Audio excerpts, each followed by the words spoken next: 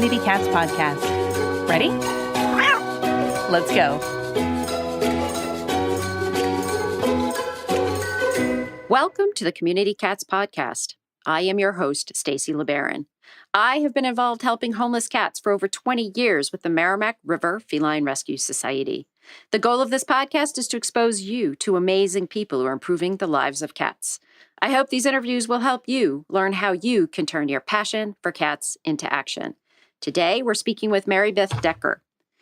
Maribeth of sacredgrove.com is an intuitive animal communicator who works with people who love their animals as much as they're humans. Maribeth likes to say that she did not come out of the womb communicating with animals. Maribeth's dogs started communicating with her when she became a Reiki Master in 2009. But she wasn't paying attention to the gift she was given. She finally understood that this was something special when Tibor came into her life. He was a rescue dog, probably a year and a half old. He had a broken tooth, scars, and some aggression issues based on fear. Yet he was a really good guy. Every time she sat down next to Tibor, she saw a picture of a man standing up wearing this huge protective suit with a German Shepherd running at him and biting his arm. Like the pictures where they're teaching dogs to be, attack or guard dogs. That was it. She started training and practicing so that she could communicate on purpose. People often see improvements in animals' behavior and in their relationship with their animals after working with Maribeth. Maribeth is especially gifted in transitions into your family, moving from your family to a new family or on to the next life. She wrote the Amazon bestseller, Peace in Passing, Comfort for Loving Animals During Animal Transitions, based on her experiences with family and clients. Maribeth, I'd like to welcome you to the show. Thanks, Stacy. I'm so glad to be here. So, how did you get started? You talked a little bit about how you got started in animal communicating, but how did you get started in having a passion and love for animals to begin with? Well, that's a lovely question. I was lucky enough to grow up with cats in the house. We had Frisky and Ralphie, and I also took care of a dog, Bootsy, next door, who was a really good friend. And I spent a lot of time outside. I think my two passions as a kid was being outside, looking for critters, and reading. So I was kind of an indoor-outdoor cat, so to speak, I guess. And I say I came by my intuition. Honestly, on my dad's side, there's a lot of stories of my dad and my grandmother having contacts with my grandfather after he passed. So I think that stuff was there for me. And my love of animals was there very early. But I cannot tell you that there was anything particular out of the ordinary of any of us who love our animals and are so glad that there's animals in our lives. So that was the beginning of my love. It's from the family. Hey, what's up? I got my cat here. He has something to say. Sounds like he wants to be one of our guests on the show. I think he does. So for those of us who may have not had any experience with regards to animal communication, and we really haven't, in over 200 episodes, we haven't really touched on this topic. Could you tell us specifically what animal communication really is? Sure. It is telepathic. It is intuitive. Some might say it's a psychic. I like intuitive better because I think we all have a sense of it. It is not a physical connection. Somebody asked me if I hypnotize the animals or I have to be in the room with them. No, it's definitely a connection between, if I dare say it, two souls or two beings on a non-physical level. And you learn to tune in and to they like the connection almost always, and ask them what's going on and get information in all sorts of ways: visuals, words, conversations, memories, body feelings, and that's how you do it. You're tuning in using a different sense. And you communicate with animals that are still living, and as well as animals that have passed away. Yeah, that's right. When you're connecting with an animal at that soul or being level, I found that individual survives death, and so for me, there's no difference other than when the animal passes after a while. Their soul is bigger, it's fuller than when they were in their little cat body. If that makes a lot of sense, they're just an more expanded being after a while. It's very interesting. And so when you work with clients, do you tend to work with them more on their current situation, or, how are you trying to help them? There's things that I talk about, things that, either frustrate or worry you. So I've worked with clients whose cats aren't using the litter box. Now, that seems trivial unless you're the person whose cat's not using the litter box. No, it's not trivial on our business. Dogs that are aggressive. My little dog, Tibor, I was talking about, didn't want to share the bed. So aggressive dogs pulling. Worked with a young woman and her horse. They had a spill and they'd lost their trust about riding together, and they rode professionally. So most of the time it's, things that are worrying them, a new baby in the family.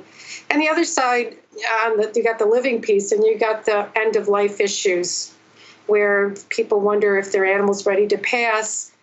I can help them there and help through the transition, through the process. I can connect during it so the animal feels safe and they know what's going on. And then afterwards we connect too. So that's a quick overview of what I do, why people use me. I've had some experience with animal communicators over the years. We've used them we've had them at various events that we held with the Merrimack River Feline Rescue Society. And I was mentioning in our pre-show chat, oftentimes whenever we had anyone at one of our events, we've got a line out the door of people who are clutching photos, in many cases, clutching photos of cats that have passed and that they want to find out various, answers to various questions. And so it's really popular for folks that still are seeking some closure with regards to unanswered questions with either their pet cats or in some cases, maybe even the cats that you're feeding in a colony. We talked a bit about, some of the challenges that we have as colony feeders. Cats will disappear from our colonies, and our human nature is not very comfortable with just sort of going, oh, well, that's what's happening.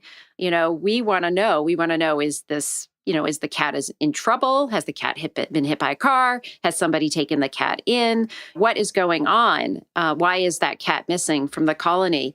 Do you have some ideas for folks that own cats, that are feeding cats? Any thoughts or ideas about what the role an animal communicator could be for those folks? Well, yeah, I have a couple of thoughts that might just help somebody that has happened to. The first thing is I will share a belief, and if it's helpful to people, good. If it's not, take what you like and leave the rest, as they used to say.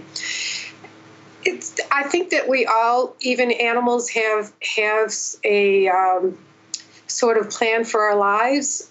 And so if an animal leaves the colony, I think on a soul level, there's a reason for that, and even if it's something that doesn't make us happy, nobody's happy about losing an animal, right? Right. Under any circumstances, if we love them, we care about them. But if I would say it is, we all have our own path. Even animals have their own path, and we have to allow for that to be true. As a parent, I've had to learn that with my kids, and I think that as animal caretakers, maybe that will help. One of the things I do that I'm not an expert in lost animals, so but what I have found that seems helpful is to have the intention that you're going to connect to them and just tell them how much you miss them and how much you love them and how much you'd like to have them back. And you send this out with, I'm going to talk about chakras, which are energy centers in the body, and you can read more about them. But the heart chakra is always seen as green. So I see a green light coming out of my heart, going to that cat's heart and connecting and just sending them, I love you, I miss you, I'd love to see you back, and sending all the love that you can send. And if you want to even add the pink of soul color, the pink and the green, and wish them, wellness and goodness. I did work with a friend who I sent that out to this kitty who was missing for 2 weeks in the LA area, and he did come back. In 2 weeks, because I kept reminding him, your mom really wants you home. Right. She really loves you. And I told him, just, if you find somebody and you like, and they look like a friendly person, look into their heart, meow, meow, meow, meow. I want to go home. I want to go home. You know? And that's really what happened is somebody found him and brought him home. Popcats, the celebration of cats meet pop culture, will make its electrifying debut in Miami Saturday, October 28th, 2017 at the Miami Airport Convention Center. The curated show will feature a ridiculously adorable cat lounge, visual artists, inspiring speakers, art installations, and the makers of the most innovative products of the cat universe. PopCat's core mission is to raise awareness about cat welfare efforts by crafting an experience that mixes entertainment with advocacy. A portion of proceeds will benefit the Cat Network, a cat-centric not-for-profit organization with over 20 years of service in South Florida. The convention will welcome an invasion of cat lovers, curious spectators, and pop culture fans to a scene flooded with music and immersive art installations specifically designed to ignite shareable memories. The exhibition floor will also grant visitors the unique opportunity to meet national and international talent that have grasped the fascination of the internet community. Highlights amongst the speakers are fervent rescuer Tumblr's meme librarian Amanda Brennan, Lorenzo the Cat photographer Joanne Biondi, and Shark Tank presenter and Apollo's Peak Pet Beverages founder Brandon Zavala. A giant bubble cat lounge will also be a can't-miss feature at PopCats, where attendees will be able to interact freely with an irresistible herd of adoptable cats brought by the Cat Network.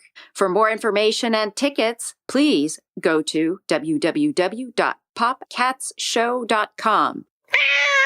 If you like the Community Cats podcast and would like to help promote community cats in your state, then we need you. We're looking for a couple of people from each state to be Community Cats ambassadors.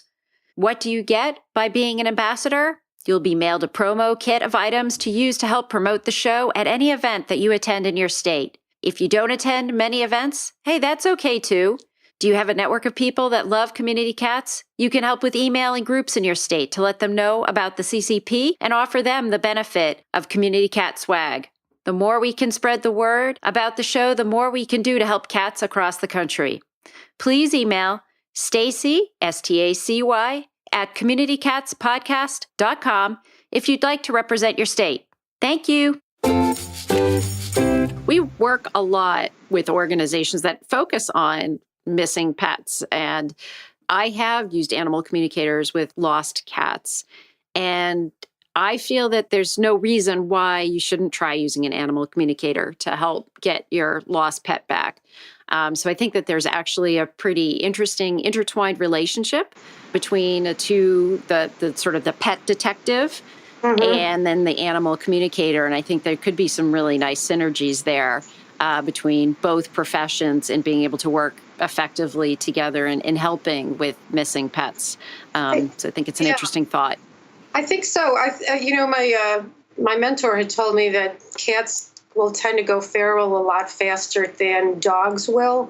I don't know if that's true, but the animal communication part, I saw, then that's really useful to remind the cat that it's still on the person's side. There's still a lot of love there. Right. There's still their anchor. There's an anchor, and there's somebody out there caring for them and wanting them. So I think it's really fascinating and interesting. And I'd like to make sure we touch upon your book, Peace in Passing.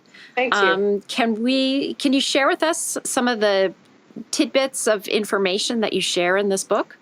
Sure. I wrote the book because I feel that, we'll use the term in the muggle world, that for the non-animal people, they don't understand how hard it is to lose a pet. I think for that reason, sometimes it's harder to lose our own animal. And I'm using pet. I know we're also dealing with colonies of cats. It's sometimes harder there than it is for a human being, because in jobs you get a week off if your grandmother passes, if you put your animal down or what happened, you're expected to be there as bright and shiny the next morning. That's really not a huge excuse to be off. So I wanted to validate people's grief.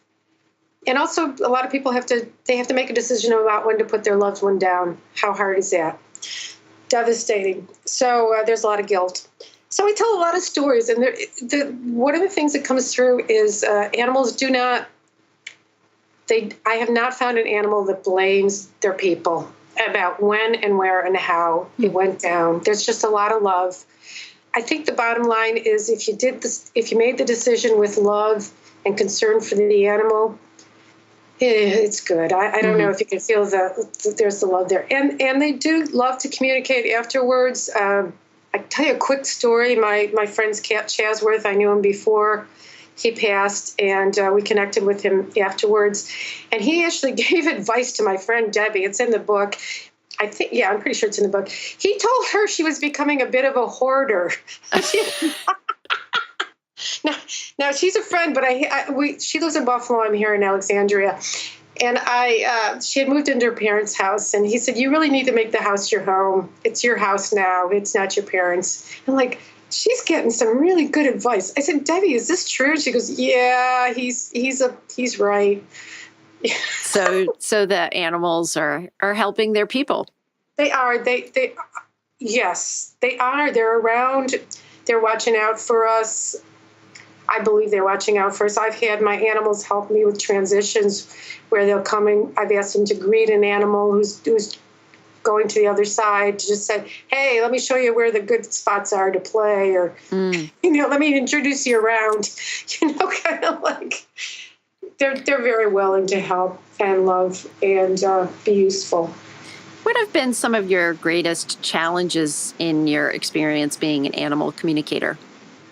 I think, the one that comes to mind, the hardest one was I was working with an aggressive dog who had bit numerous family members, and they had given him to a friend of mine, a really good dog trainer, and they took him back, and we didn't know what happened to him. And I'm driving to Safeway one evening, and I'm having a panic attack. Anxiety, and I don't have these, so I have to stop. And when I connected and found out what was going on I think they were putting the guy down, and he didn't have any idea what was happening to him. And because I had communicated with him,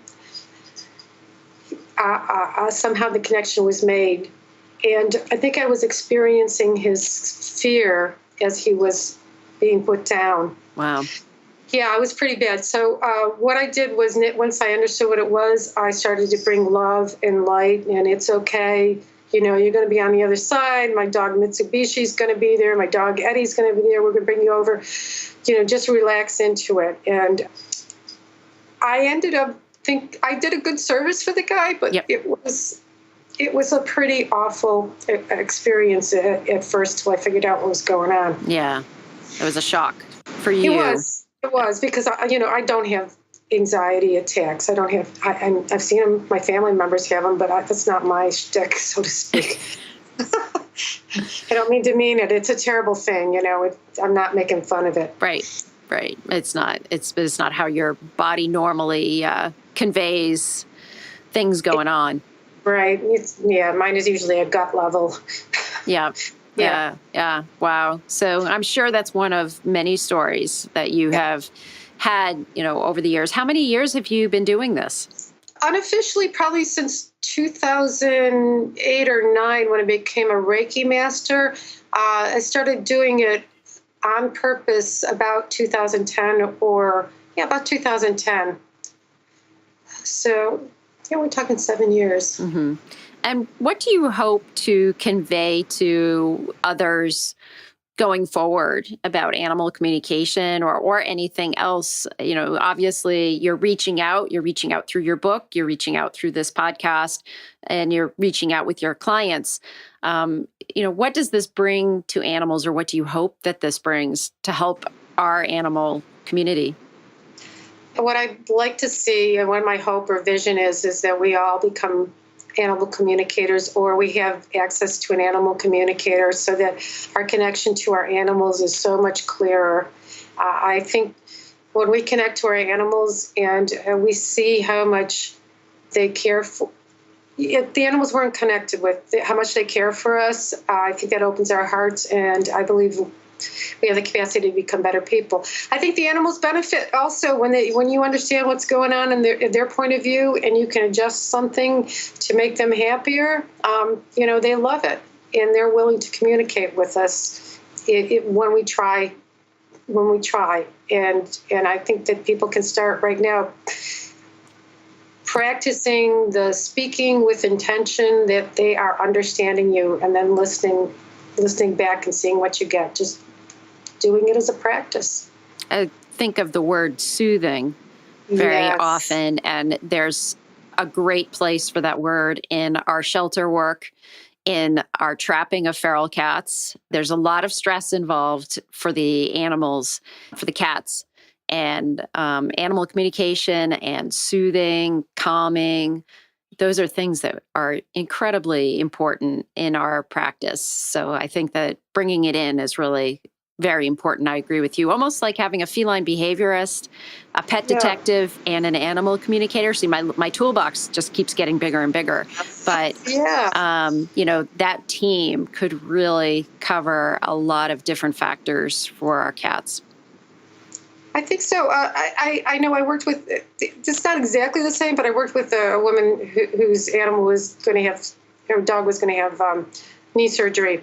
And again, it's, you think about it, if you were going into the vet and you didn't know what the heck, and you only knew that bad things happened. Yeah.